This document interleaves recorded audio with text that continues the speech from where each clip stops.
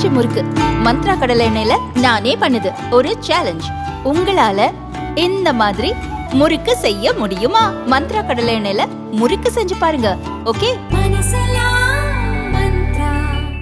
30 ஆண்டுகளுக்கு மேலாக லெபனான் மற்றும் மத்திய கிழக்கில் சக்தி வாய்ந்த நபராக இருந்து வந்த நஸ்ரல்லா கொல்லப்பட்டது மத்திய கிழக்கு முழுவதும் அதிர்வலியை ஏற்படுத்தியுள்ளது. நஸ்ரல்லா கொல்லப்பட்டதற்கு பதிலடி கொடுக்கும் வகையில் 181 பாலிஸ்டிக் ஏவுகணைகளை இஸ்ரேல் மீது பயன்படுத்தி ஈரான் நேரடி தாக்குதல் நடத்தியுள்ளது. இதனால் ஈரான் மற்றும் இஸ்ரேலுக்கு இடையே போர் ஏற்படும் சூழல் அமைந்துள்ளது. இந்நிலையில் ஈரானின் அணுசக்தி வசதிகள் மற்றும் எண்ணெய் சுரங்கங்களை தாக்க இஸ்ரேல் திட்டமிட்டு உள்ளதாக தெரிய வந்துள்ளது. ஆனால் அமெரிக்க அதிபர் ஜோ பைடன் இதற்கு கடும் எதிர்ப்பு தெரிவித்துள்ளார்.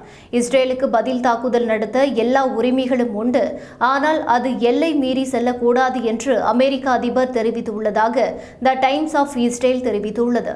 இதுகுறித்து வெள்ளை மாளிகை வெளியிட்டுள்ள அறிக்கையில் அமெரிக்க அதிபர் G7 தலைவர்களுடன் பேசி ஈரானுக்கு எதிராக புதிய பொருளாதார தடைகளை விதிக்க முடிவெடுத்து உள்ளதாகவும் G7 நாடுகள் இஸ்ரேல் மீதான தாக்குதலை வன்மையாக கண்டிக்கிறது என்றும் தெரிவித்துள்ளது.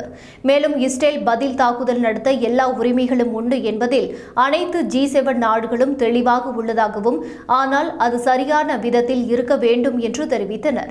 அமெரிக்க அதிபர் விரைவில் இஸ்ரேல் பிரதமர் பெஞ்சமின் நெதன்யாகுவிடம் பேச உள்ளதாக வெள்ளை மாளிகை தெரிவித்தது.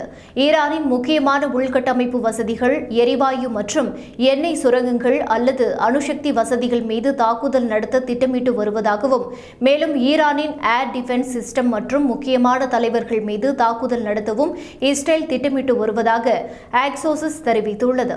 ஈரானுக்கு பதிலடி கொடுப்பது குறித்து இஸ்ரேல் பாதுகாப்பு தளபதிகள் உடன் IDF தலைமையகத்தில் யூத புத்தாண்டு விடுமுறைக்கு முன்பு நெதன்யாகு அவசர கூட்டத்தை நடத்தியுள்ளார்.